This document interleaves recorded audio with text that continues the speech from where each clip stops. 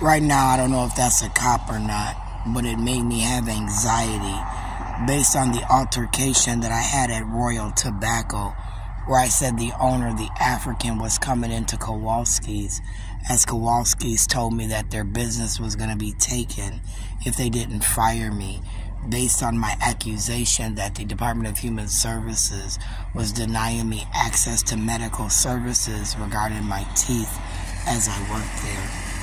I said that the Department of Human Services, through Mary Moriarty, Ilhan Omar, had a national security lock on me since they have been elected to seats, and that with the newly elected budget that Tim Walz got at the beginning of the year, starting at First Covenant, they began to do their COVID all over again, calling me a disease.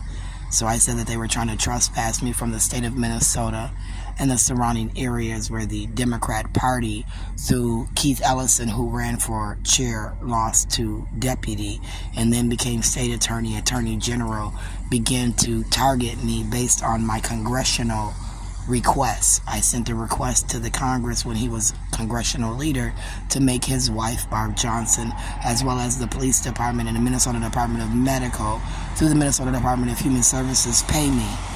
I said Joshua R. Williams, as my attorney, similar to Amy Jane Getz, said that they weren't representing me in those cases and that I was representing myself because I had the wherewithal as an attorney to file a complaint, form an argument, show an injunction in court where I'm due money, and I wanted the state to pay me immediately based on the damages that I had suffered since January 12th of 2014 when Keith was congressional leader, as well as, again, working for the state of Minnesota, who I was suing, where the Minnesota Department of Education was violating my rights and the rights of my children under the Social Security Act of the United States government, where I have a right to be secure in my person's papers and effects, and my non-clinical diagnosis of anxiety did not need to be made clinical by the Minnesota Department of Health through their doctors, where they were giving me food, drug, tobacco that was harming me,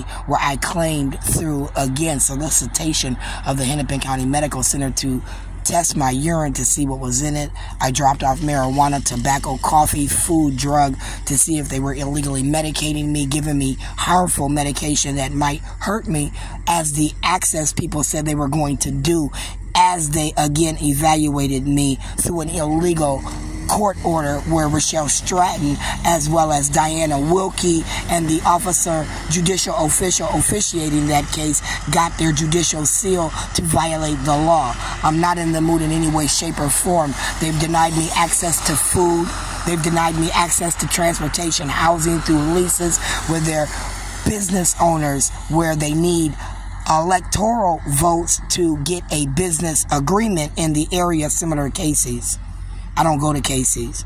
I haven't gone to Casey's since it was built, because I said it was built through Michael Cooper Sr., Amy Jane Getz, in an illegal transaction where they stole money from me and said I was a business owner, a home owner, as well as a apartment owner, and I needed to go back to Michael Cooper Sr., and I thought at that time, let him be the head of my household, where similar to 2949 Sheridan, he wasn't paying for shit for me and my kids. He was only thinking about his motherfucking self, where me and my children were left, you know, fending for ourselves, where I began to sell drugs, 29, where I began to manipulate paperwork to make sure my bills were paid, right, 29, where I went to work 7 days a week, 5 days a week, 8 hours a motherfucking day, where I didn't get daycare. I had to pay my own daycare in full. I had to, again, work to get tax money back that you didn't give me. You didn't give me the Kowalski tax money back. You didn't give me the Hy-Vee tax money back. I said that these people were violating my rights to the point